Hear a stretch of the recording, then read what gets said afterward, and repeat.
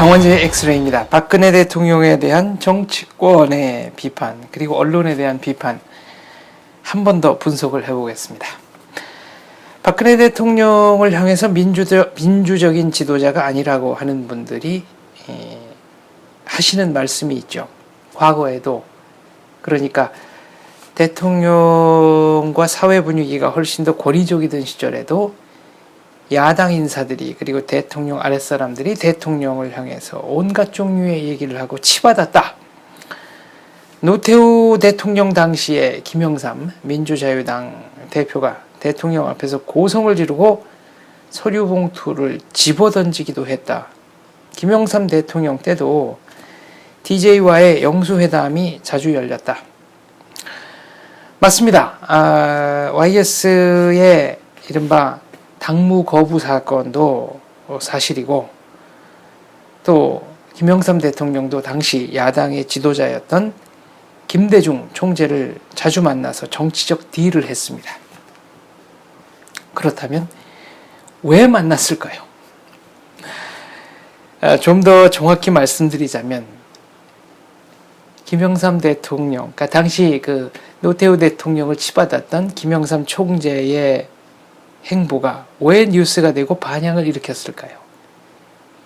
김영삼 대통령과 김대중 총재 간의 영수회담이 왜 세간의 관심을 모았을까요?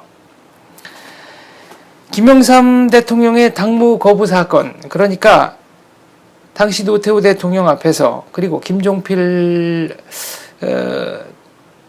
당시 직책이 뭐였는지는 잘 생각 안 납니다만 아마 세 분이 계셨던 자리였던 것으로 저는 기억을 하는데요. 노란 서류 봉투를 들이밀면서 이 안에 안기부가, 지금의 국정원이죠, 자기를 사찰했다는 증거가 있다. 그리고 그 봉투를 흔들었습니다. 그리고 그 봉투를 집어 던졌는지, 아무튼 대통령 앞에서 격정적으로 자기의 분노를 폭발시킨 뒤 당무를 거부하고 마산으로 내려갔습니다. 이 행동 이후에 3당 합당의 전제였던 내각제 개헌은 물 건너갔습니다. 그러니까 내각제 각서, 이 각서 내용을 지키지 않으려는 일종의 억지였습니다마는 한국 사회에는 YS의 이런 행동을 용인하는 편이었습니다. DJ도 마찬가지죠. 그렇다면 YS와 DJ가 왜 이런 식으로 행동을 할 수 있었던 것일까요? 바로 유권자들의 지지를 받고 있었기 때문입니다.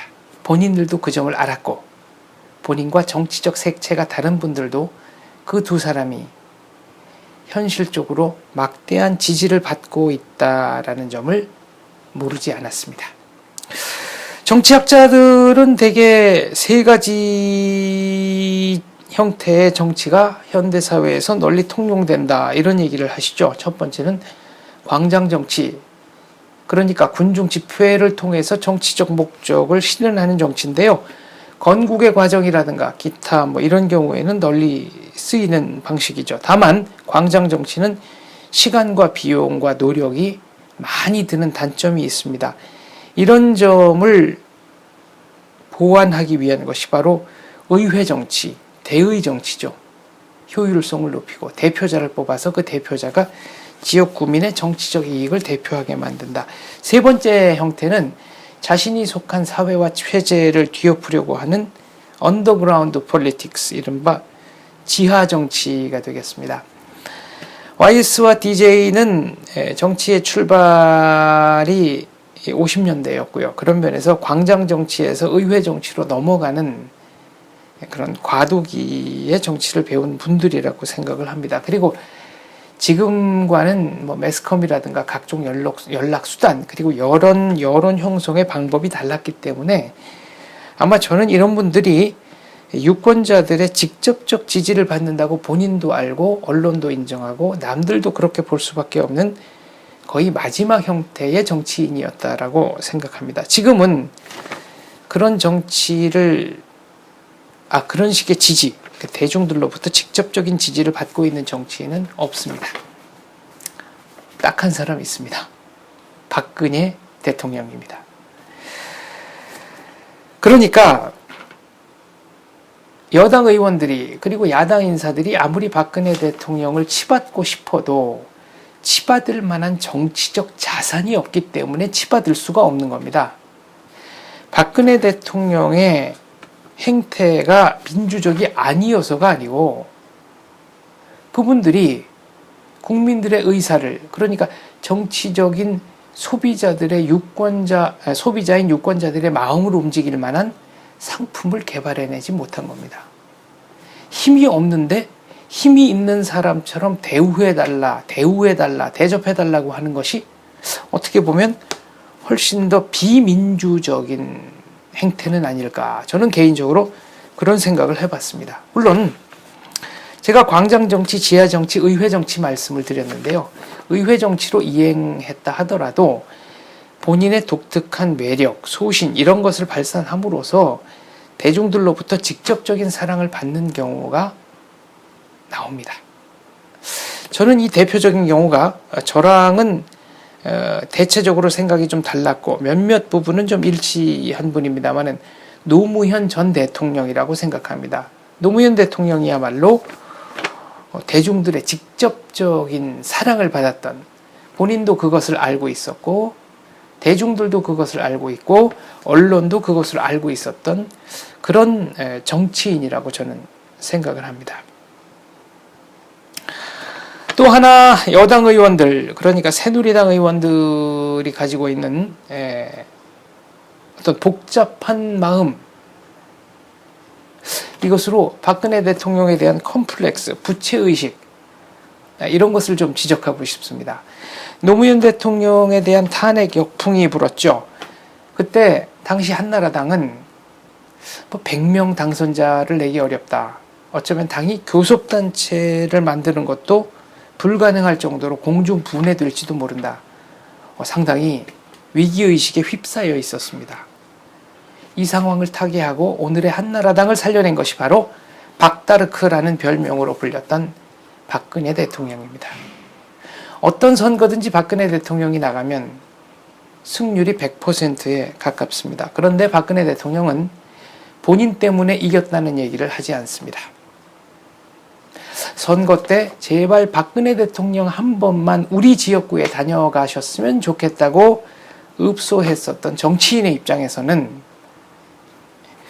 박근혜 대통령이 공치사를 하면 그래 저렇게 공치사를 하시게 놔두는 것으로 내가 지불해야 될 마음의 부채를 갚자, 이런 식의 상계가 될 수 있는데 박근혜 대통령이 그런 얘기를 하지 않기 때문에 굉장히 좀 갑갑할 겁니다. 선거판의 표 계산 누구보다도 당사자들이 가장 잘 알 테니까요.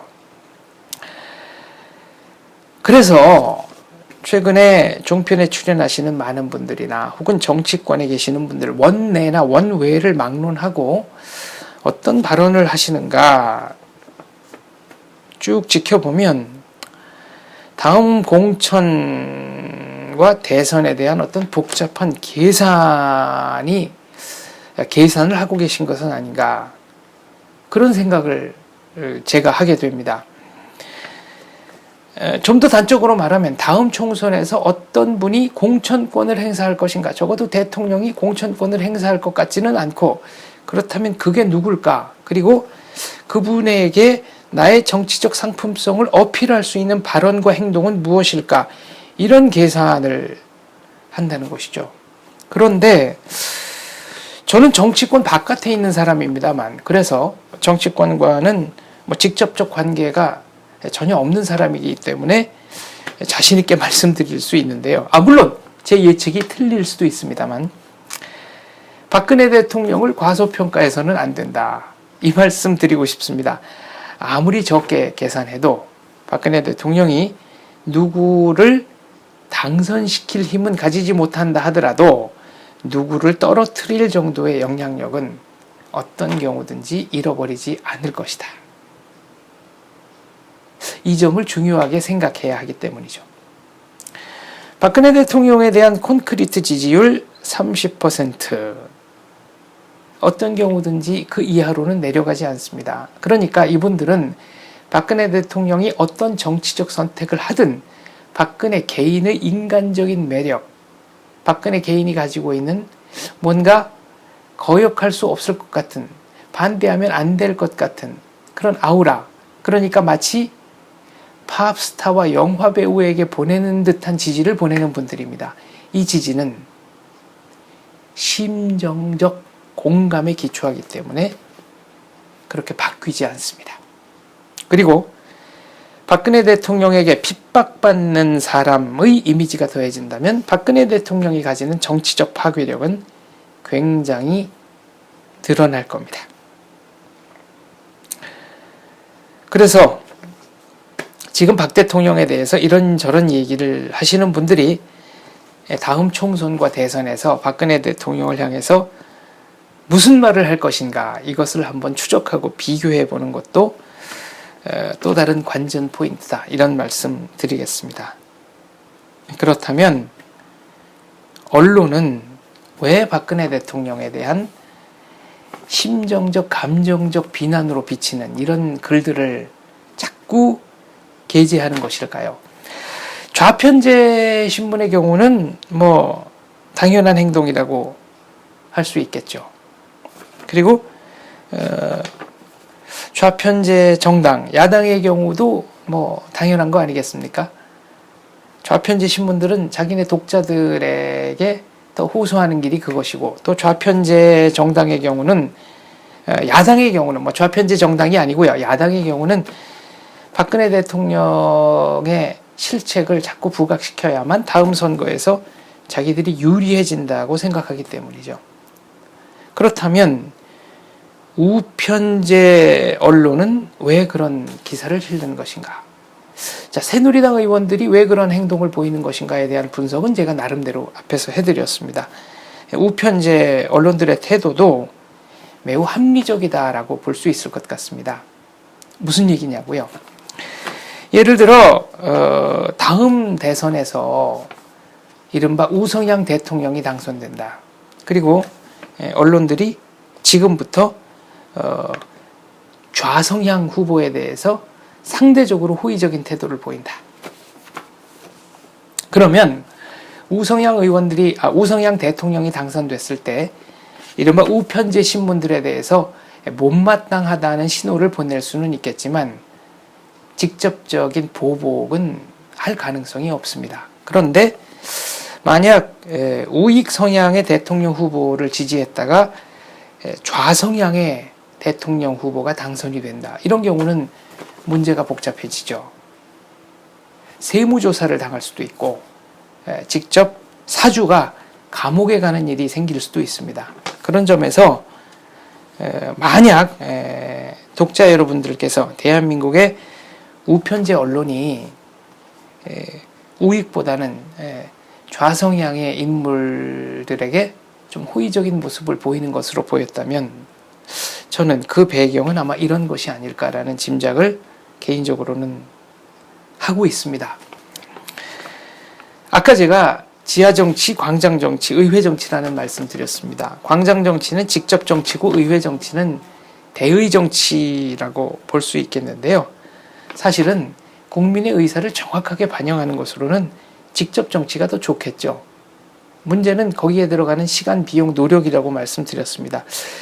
그런데 최근에는 인터넷이라든가 각종 SNS가 발달했기 때문에 어떻게 보면 이런 시간과 비용과 노력을 줄이고도 굉장히 효율적으로 국민의 의사를 결집하는 것이 가능하지 않을까. 그렇다면 오히려 전자적인 수단에 의한 직접 정치, 그리고 미래형 광장 정치가 21세기의 대안으로 떠오를 수도 있지 않을까, 그런 생각을 한번 해봤습니다. 최근에 대한민국에서 가장 불신의 대상, 국민의 지탄을 받고 있는 대상, 신뢰도가 가장 바닥에 떨어진 집단이 국회라고 하지 않습니까? 그런 면에서 또 다른 대안은 없는 것일까? 국민들이 한번 탐색을 해보는 것도 의미가 적지 않은 일이라고 생각합니다. 감사합니다.